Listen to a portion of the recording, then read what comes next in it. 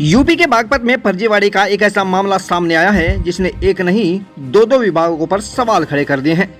लेकिन जब इस मामले का खुलासा हुआ तो अधिकारियों के पैरों के नीचे से जमीन खिसक गई और एसपी बागपत ने इस मामले को गंभीरता से लेते हुए सीओ क्राइम को जांच सौंप दी। दरअसल अब आपको बताते हैं कि आखिरकार यह पूरा मामला क्या है। बिनोली थाना क्षेत्र के आरिपुर खेड़ी निवासी जसवीर सिंह ने बताया कि 11 फरवरी 2021 को उसके परिवार पर गांव के ही लोगों ने जानलेवा हमला कर दिया था, जिस मामले में जसवीर के चाचा ने बिनोली थाने में तहरीर देते हुए आरोपियों के विरुद्ध मुकदमा दर्ज करा दिया था और तीनों नामजद आरोपियों को गिरफ्तार कर जेल भेज दिया गया था। जसवीर सिंह बताते हैं कि 6 अगस्त 2021 को आरोपित पक्ष ने पीड़ित पक्ष के खिलाफ क्रॉस केस दर्ज कराया और द्वितीय विवेचना में फर्जीवाड़े का खेल शुरू हुआ, जिसमें विवेचक द्वारा जेल में बंद आरोपी का दिनांक 13 जुलाई 2021 को जिला अस्पताल में सीटी स्कैन दर्शाया गया। उन्होंने बताया कि 12 जुलाई 2021 से 15 फरवरी 2022 तक आरोपी जेल से बाहर नहीं गया, न ही आरोपी को जिला अस्पताल ले जाया गया। तो ऐसे में सबसे बड़ा सवाल यह बनता है कि आखिरकार 13 जुलाई को कराए गए सीटी स्कैन की रिपोर्ट विवेचक के पास कहां से पहुंची, और अगर वह रिपोर्ट सही है तो आरोपी के जिला अस्पताल में पहुंचे बिना ही रिपोर्ट कैसे तैयार हो गई।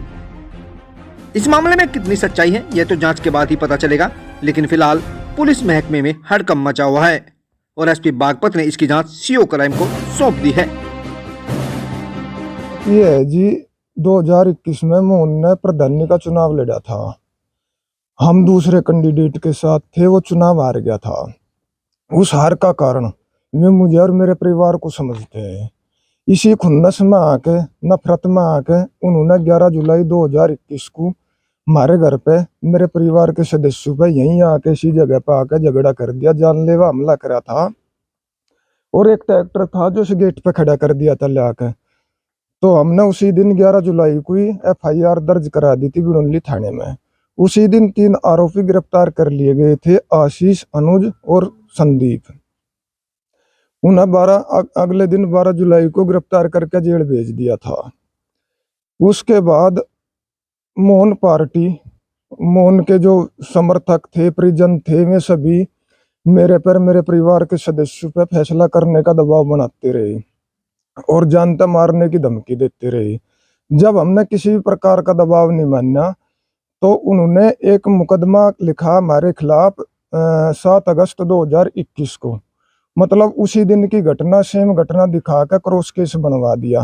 क्रॉस केस के आधार पर बनवा, उसका आधार ये था कि 13 जुलाई 2021 का एक फर्जी सीटी स्कैन दिखाया और उस आशीष का, जो आशीष आरोपी है, और उसी फर्जी सीटी स्कैन के आधार पर पुलिस ने हमारे खिलाफ मुकदमा दर्ज कर लिया। धारा थी 147, 148, 149, 504, 324।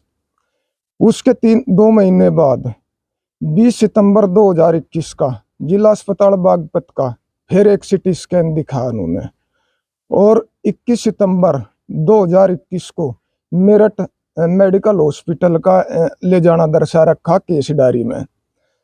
तो 3 महीने बाद हमारे पे 326 धारा लगा दी पुलिस ने। हमने एविडेंस भी देने की कोशिश करी, लेकिन हमारी किसी ने नहीं सुनी।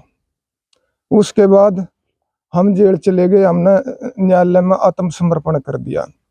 अंततः हम आगे, जो हमें सीटी स्कैन का पता था, हम ये सोच रहे थे भाई हो सके जेल में भी सीटी स्कैन होता हो। हमने वहाँ पता करा, वहाँ कोई सीटी स्कैन नहीं होता। उसके बाद जेल में तो आके कुछ दिनों बाद हमने RTI लगाई, 2 RTI लगाई, एक नहीं, दोनों RTI में जवाब आया कि आशीष, जिसका सीटी स्कैन होना दर्शाया गया है, वो एक भी दिन जेल से बाहर नहीं गया। केवल और केवल 3 तिथियों में, 3 तारीखों पे वो अदालत में पेश हुआ था। उसकी भी RTI में डिटेल दे रखी। इसके अलावा न तो वो किसी हॉस्पिटल में गया, न किसी कहीं भी नहीं गया। इसके अलावा हमने ये सारी बात उच्च अधिकारियों को बताई।